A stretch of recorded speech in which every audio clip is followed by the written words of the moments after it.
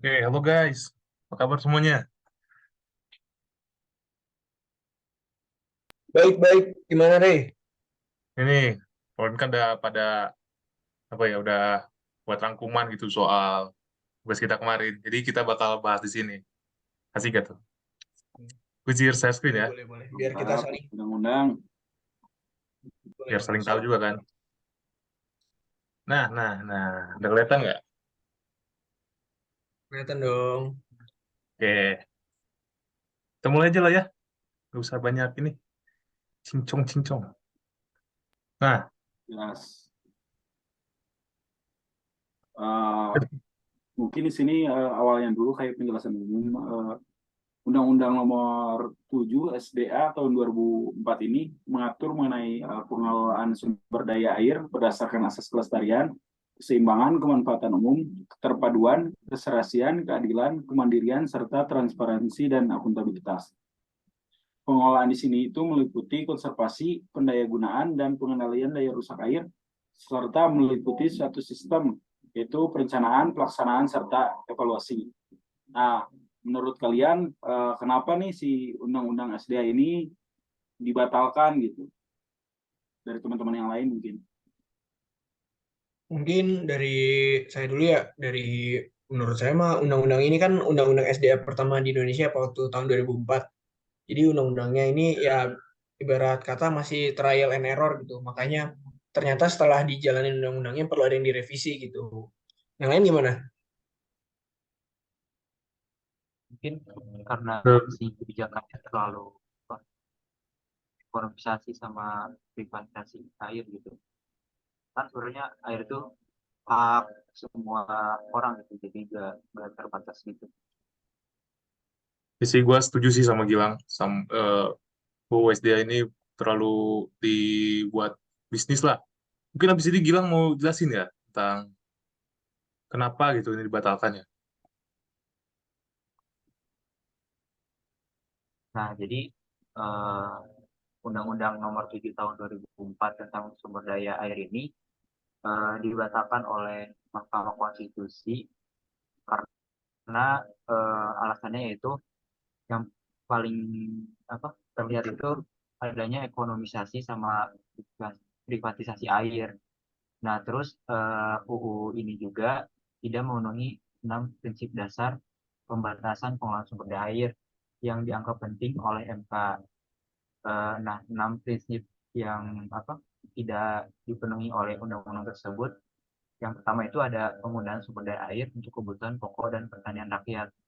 Nah, jadi prinsip ini tuh menyatakan bahwa penggunaan sumber daya air untuk memenuhi kebutuhan pokok sehari-hari itu tidak boleh dikenai biaya jasa pengelolaan sumber daya air selama pemenuhan kebutuhan pokok sehari-hari itu untuk petani, untuk rakyat itu diperoleh dari sumber airnya, misal kayak dari sungai atau dari danau, dari waduk gitu.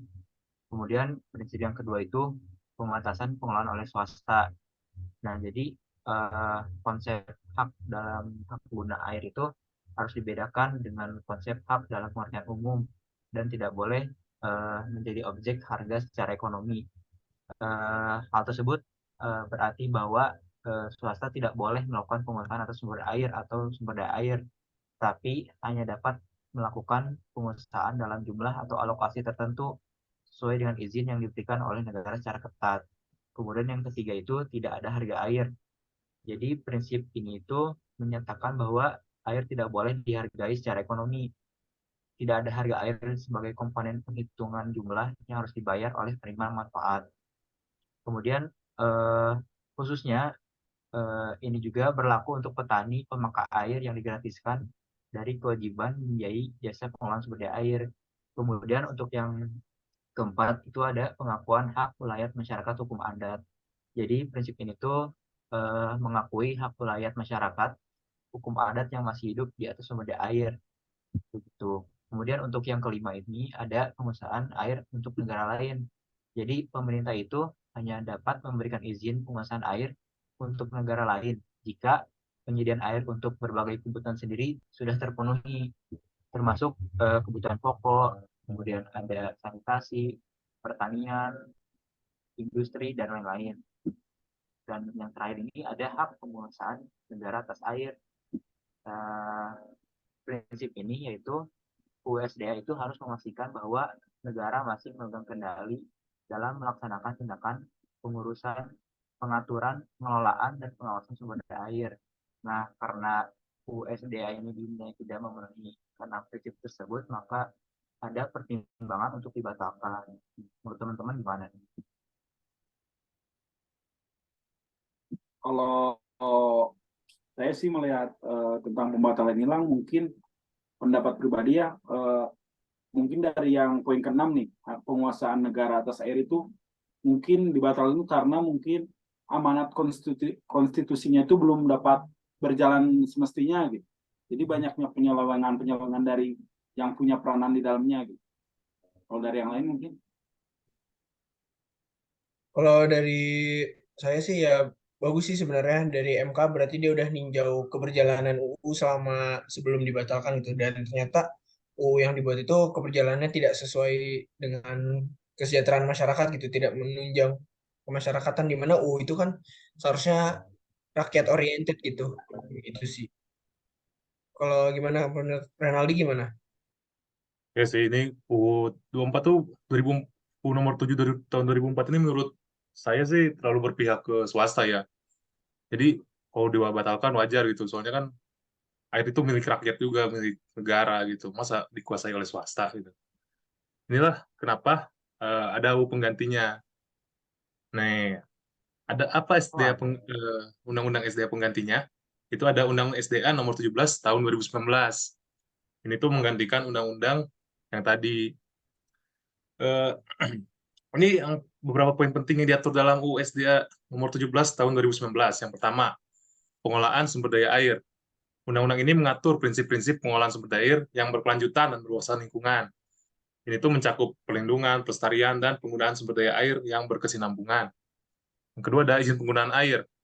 Jadi, undang-undang ini mengatur tentang izin penggunaan air untuk rumah tangga, pertanian, industri, dan lain-lain gitu. Lalu ada kewajiban pelaporan. Nah, jadi si undang-undang ini mengharuskan gitu pengguna air untuk melaporkan penggunaan air kepada pihak berwenang dan memberikan data yang relevan. Lalu yang keempat ada pungutan dan retribusi. Undang-undang ini juga mengatur mengenai pungutan dan retribusi terkait dengan penggunaan sumber daya air. Pungutan ini dapat digunakan untuk membiayai program-program pengelolaan sumber daya air. Lalu ada yang kelima ada perlindungan lingkungan. Nah, ini juga menetapkan ketentuan untuk melindungi lingkungan hidup dari dampak negatif yang mungkin ditimbulkan oleh penggunaan sumber daya air. Lalu mengatur tentang sengketa juga. Terus ada pengawasan dan penegakan hukum. Undang ini memberikan kewenangan kepada pihak-pihak berwenang untuk melakukan pengawasan dan penegakan hukum terhadap pelanggaran ketentuan-ketentuan Undang-Undang SDA ini. Lalu ada kewenangan daerah, jadi pemerintah daerah itu dapat mengelola sumber daya air di wilayahnya dengan tetap mematuhi ketentuan yang ditetapkan oleh pemerintah pusat. Menurut kalian Undang-Undang SDA penggantinya ini kira-kira gimana? Mungkin kalau kalau dari dari saya dulu gitu ya, atau gimana? Dari Mas Gilang. Sok Mamat dulu. Oh, kalau dari saya mungkin tadi kan ada pengganti yang lebih ke bidang pertaniannya ya, Le, yang dari Ya, betul. sebelumnya itu. Nah, kalau saya lebih setuju dengan penggantinya itu lebih difokuskan kepada pertanian, mungkin karena negara Indonesia ini kan agraris ya. Jadi mungkin lebih difokuskan kalau pertanian itu kan masyarakatnya eh, lebih ke masyarakat yang pekerjaan utamanya mungkin banyak di pertanian gitu loh. Jadi lebih dirasa cocok daripada yang sebelumnya. Benar juga ya. Oke. Tadi Gilang mau gimana, Lang? Uh, Kalau dari saya sih setuju ya, soalnya kan undang-undang yang sebelumnya itu kan awalnya diganti balik lagi ke undang-undang yang nomor 11 tahun 1974. Nah, menurut saya kalau balik lagi ke 30 tahun yang lalu itu kurang apa ya, kurang sesuai gitu sama kondisi yang sekarang. Nah, sedangkan kalau yang USDA nomor 17 tahun 2019 ini harusnya ya udah menyesuaikan sama kondisi sumber daya air di Indonesia saat ini gitu. Kalau dari gimana? Kalau dari aku sih ngeliatnya ya bagus banget sih buat undang-undang pengganti ini karena udah lebih fokus lagi ke perlindungan lingkungan sama pendaya gunaannya yang lebih difokusin lagi buat pertanian sama rakyat gitu sih buat yang daripada yang tadi yang sebelumnya yang ya kurang rakyat oriented gitu sih. Menurut lu bakal berubah nggak sih undang-undang ini ke Nah itu depannya? dia nih bakal coba lihat di next slide-nya nih.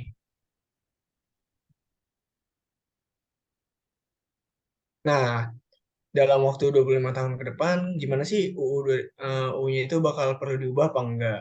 Nah, di sini tuh ada dua kemungkinan gitu, di mana alasan mengubah UU SDA sama alasan untuk tidak mengubah UU SDA. Di mana kalau alasan untuk mengubah U-nya perubahan iklim, di mana kita lihat nih, iklim dunia kan nggak stabil banget gitu. Beberapa tahun terakhir aja keadaannya sangat labil gitu. Makanya nanti menyesuaikan gitu keadaan iklimnya. Mungkin di tahun yang akan datang, kita nggak tahu mungkin ada kekeringan, makanya perlu ada penselarasan undang-undang lagi. Kemudian ada pertumbuhan penduduk, di mana kita tahu di Indonesia ini pertumbuhan penduduknya cukup tinggi, di mana konsumsi air bakal makin tinggi. Makanya perlu ada regulasi-regulasi baru lagi. Yang ketiga ada kesadaran lingkungan. Nah, balik lagi nih, dari yang tadi aja perubahan yang UU sebelumnya yang tidak memenuhi syarat ke arah lingkungan, di sini lebih disadarkan lagi gitu. Nah, yang di nomor 4 ada pengalaman, di mana UU sebelumnya akan dievaluasi kegunaan dan tiap-tiap pasalnya apakah tetap relate atau enggak. Nah, sedangkan untuk alasan tidak mengubah UU-nya bisa jadi kalau sering diubah ada ketidakstabilan hukum, nggak konsisten dan kontinuitas, dan ada biaya administratif buat mengubah UU-nya. Gimana menurut kalian gimana?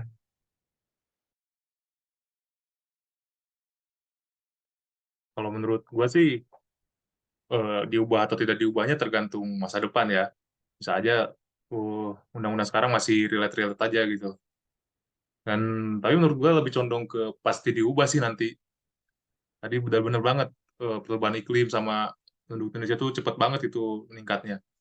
Mungkin yang lain ada pendapat? Ya pasti pasti ber pasti berubah sih seiring berjalannya waktu karena kan mungkin dilihat juga dari si sisi ekonomi dan sosial budaya masyarakatnya sih. Kalau misalnya sekarang pertanian mungkin tadi kayak undang-undangnya lebih difokuskan untuk pertanian. Kan berjalannya teknologi makin maju mungkin undang-undang SDA ini pemanfaatannya pasti berubah le. Nggak kalau sekarang mungkin untuk pemanfaatan yang pokok-pokok dulu ke depannya mungkin bisa dilahirkan tenaga-tenaga baru dari air gitu kan. Pasti ada undang-undang yang melindunginya juga. Kalau dari saya sih emang setuju sih, eh, kalau misalnya kedepannya bakal ada perubahan gitu. Ya, kondisi sekarang sama kondisi ke depan nanti kan kemungkinan besar kan bakal berbeda gitu. Terus selain itu banyak faktor-faktor apa yang mempengaruhi untuk kebijakan SDA ini juga. Soalnya kan SDA ini kan sifatnya dinamis terus kompleks gitu. Banyak faktor-faktor yang mempengaruhi kebijakannya. Nah, tadi kan ini di Indonesia agak rumit ya permasalahannya ya. Kalau di negara ini gimana sih? Kayak di negara-negara maju gitu sama negara berkembang apa Ya, yang pengelolaan air sama sampahnya tuh gimana sih? oh ya ini kita tinjau juga ya, kita udah berpendapat juga nih. Nah, kalau dari apa yang saya baca-baca di internet itu kalau di Belanda ini eh, pengelolaan sampah di Belanda itu dianggap mahal namun efektif. Nah, tapi meski begitu masyarakat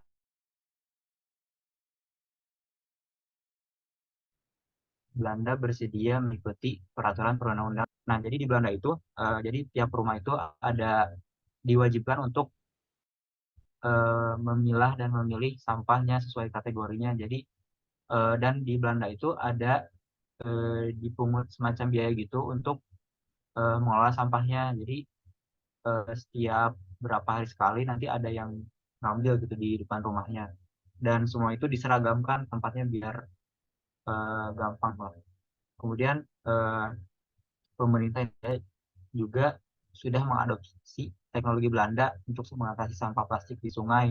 Nah, teknologi yang dimaksud ini adalah river clean up system. Nah, jadi teknologi tersebut itu kayak semacam mengumpulkan sampah di sungai. Jadi sampah-sampah itu dapat tertampung gitu sebelum nyampe ke laut. Dan teknologi itu kayak ada gelembung-gelembung itu dari dasar sungai. Nanti si sampah-sampah itu kan otomatis terdorong jadi ke sebelah ke pinggiran sungai. Nah, nanti di situ bakal dikumpulin sesuai kategorinya. Kemudian takdir air global termasuk yang terjadi di negara Belanda itu merupakan salah satu negara yang berinvestasi dalam pengelolaan air. Jadi di Belanda itu sudah banyak pihak-pihak yang berinvestasi dalam pengelolaan air. Nah, kemudian juga memiliki kerjasama dalam bidang keairan. Nah, khususnya dari Kementerian Kementerian Lingkungan Hidup itu sudah bekerja sama dengan Belanda dalam teknologi pembersihan sungai gitu kemudian. Boleh. Kalau di negara lain gimana?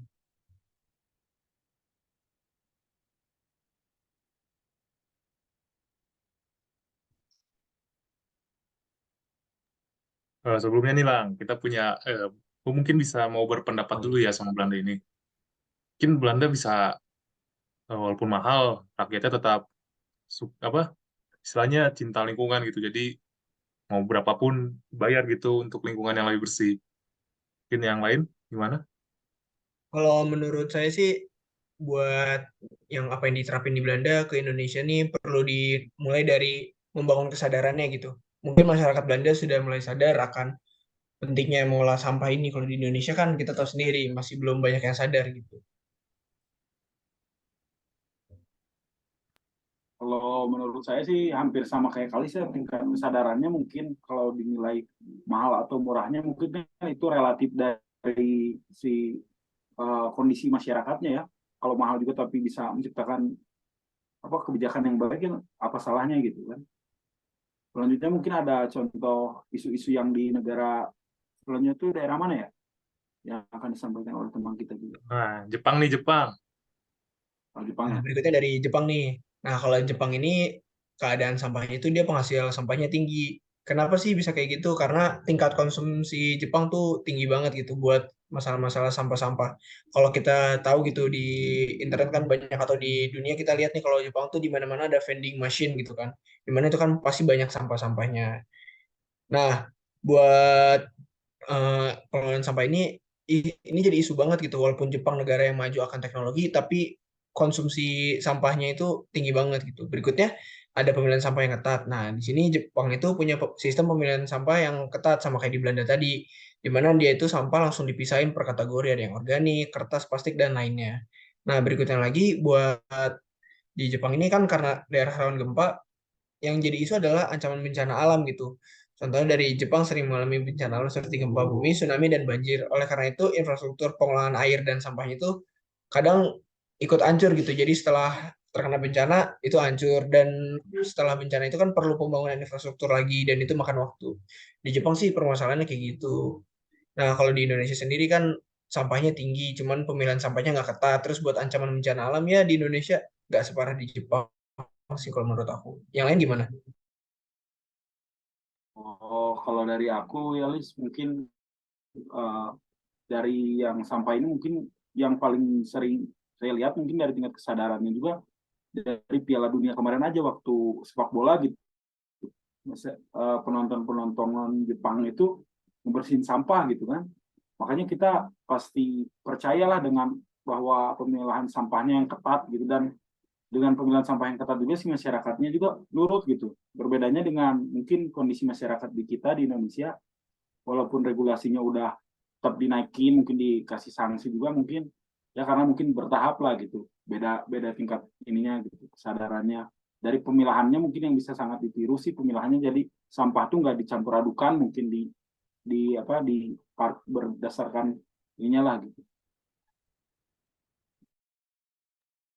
Ya sih, cuman selain sepak bola ini sih, kan aku suka nonton YouTube-YouTube juga ya. Jadi orang-orang Jepang tuh, sampahnya tuh misal ada hari sampah nih, misal setiap hari Selasa. Jadi orang Jepang tuh udah tahu gitu, setiap hari Selasa harus buang sampah, harus dikumpulin sampahnya.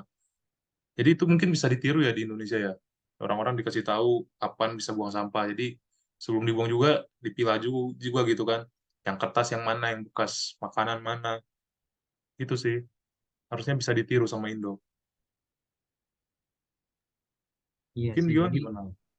kalau berkaca dari Jepang ya, jadi solusi utama buat permasalahan sampah sama air itu sebenarnya dari SDM-nya agak sih. Jadi masalah-masalah teknis kayak apa teknologi itu mah masalah belakangan jadi saya dengan SDM yang disiplin sama apa taat gitu lebih gampang buat ngaturnya. Nah, kita ke negara lain coba ya. Malaysia, negara tangga nih, serumpun. Ya ini kemarin kan tadi kan udah ada isu-isu sampah nih. Kemarin tuh saya cari tentang referensi yang isu keairan gitu teman-teman. Nah, saya itu dia lihat dari referensi di tahun 2023 juga masih ada di mana di negara tetangga kita ini isunya itu adalah kekurangan air bersih karena curah hujan yang turun dan mengering, benuanya mengering yang biasanya kapasitasnya itu 90%, turun menjadi 88,2% dan aliran di air sungai Mudanya juga mengurang karena si tingkat curah hujannya turun. Yang mau digaris besarkan di sini menurut saya adalah si masyarakatnya itu di sana langsung berbondong-bondong, mungkin hampir sama dengan masyarakat kita lah. Kalau misalnya ada isu, langsung pas respon atau cepat responnya, mereka itu langsung apa menimbun atau stok nih minuman kayak air bersih yang bisa mungkin digunakan untuk konsumsi. Kalau dari teman-teman mungkin gimana sih tanggapan teman-teman mengenai kekurangan air bersih dan sama juga kan di jangan jauh-jauh dulu. Ini mungkin di Indonesia di beberapa daerah juga masih ada kekurangan air bersih. Menurut teman-teman gimana nih tentang isu ini? Kalau menurut aku sih isu yang di Malaysia ini ya mirip-mirip sama di Indonesia gitu. Cuman bedanya di Malaysia ini kan emang ada kejadian khusus gitu di mana curah hujannya tuh kurang dan lain-lain. Kalau di Indonesia itu curah hujannya tinggi, cuman ya buat penyaluran airnya aja sih yang kurang sehingga banyak masyarakat yang masih buat susah dapat akses air bersih. Gitu sih. Kalau yang lain gimana?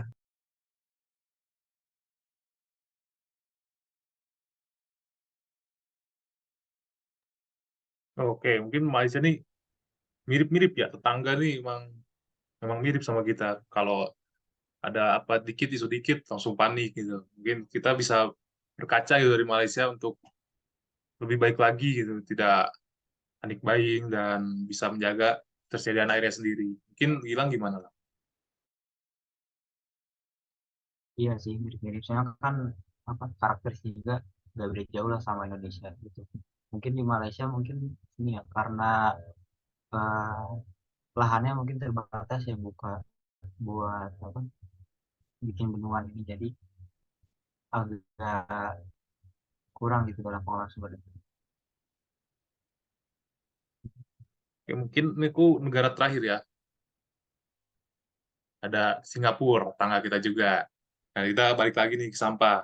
Kalau pengolahan sampah di Singapura tuh udah sangat efisien malah.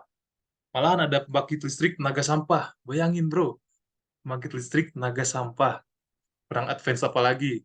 Terus ini juga didukung dengan kesadaran lingkungan masyarakatnya. Masyarakat itu tuh udah ngerti gitu kalau sampah tuh kalau berceceran bakal buruk gitu. Selain kesadaran masyarakatnya juga, kesadaran lingkungannya juga, Singapura ini juga ketat soal kebijakannya. Malah kalian pernah dengar kan isu kalau nggak boleh makan permen karet lah, apalah di Singapura tuh. Mungkin teman-teman ada pendapatnya gitu. Kalau dari aku sih setuju banget nih, apalagi buat masalah yang pertama nih, buat pengolahan sampah yang efisien, di mana Singapura kan emang dia negara yang banyak turis gitu. Cuman pengolahan sampahnya kenapa bisa efisien ya balik lagi ke poin ketiganya, di mana kebijakan sampah tuh ketat banget gitu. Waktu itu aku pernah berkunjung ke Singapura tuh, kalau di Indonesia mungkin larangan buang sampahnya tuh cuma satu gitu. Kalau di sini tuh kayak benar bisa satu poster banyak banget rincian buat pengolahan sampahnya sih. Itu dari Singapura yang negara kecil tapi pengolahan sampahnya sangat bagus gitu menurut aku.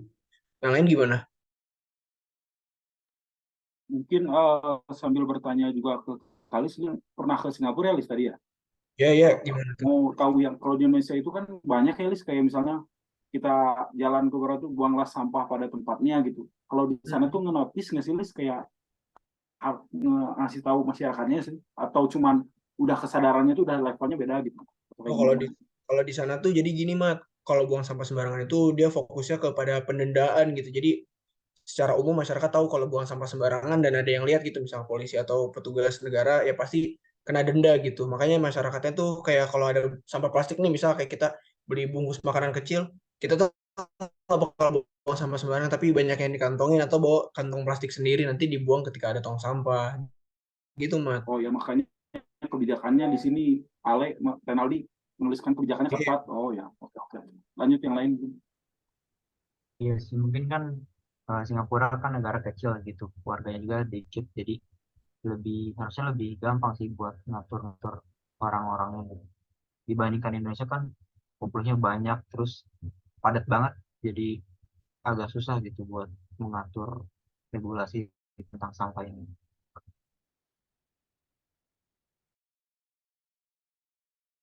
Ini ya, mungkin Singapura itu aja ya. Tadi udah negara-negara sama isu-isu kaitan undang-undang tadi. Mungkin teman-teman kalau mau baca nih, bisa nih ada referensinya nih kita tadi. Atau kalian juga bisa baca di jurnal-jurnal, seharusnya udah banyak sih yang bahas isu-isu gitu. Ya nggak sih? Ya, mungkin Benar-benar bisa nanti dibaca aja gitu. mungkin dari kami udah segitu aja. Eh, saya Realistia buat 158 dari negara-negara sebelumnya. Indonesia harusnya bisa belajar tentang cara mengolah sampah dan improve lagi soal undang-undang ataupun kebijakan-kebijakan isu-isu kairan ataupun isu soal sampahnya. Oke, mungkin yang lain mau berpendapat juga. Udah sih, semoga Indonesia lebih maju lagi buat pengolahan sampahnya gitu aja sih.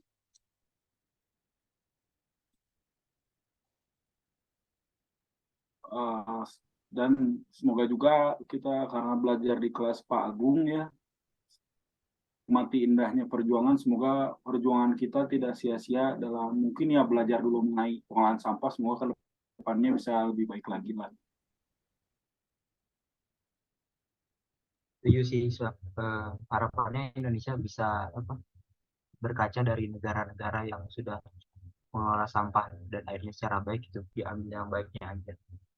Semoga undang-undang yang apa akan berubah ataupun tidak, tentunya masyarakatnya bisa mengelola sampah ataupun airnya secara mandiri dan bijak. Oke, mungkin diskusinya udah selesai ya.